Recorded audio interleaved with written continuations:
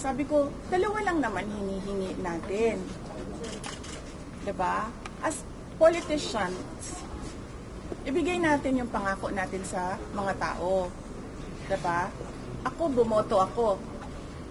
Kasi sinabi 20 pesos ang per kilo ng bigas. And that would help so many families right now. Diba? Pangalawa, tingnan natin ang katinuan ng lahat. Diba?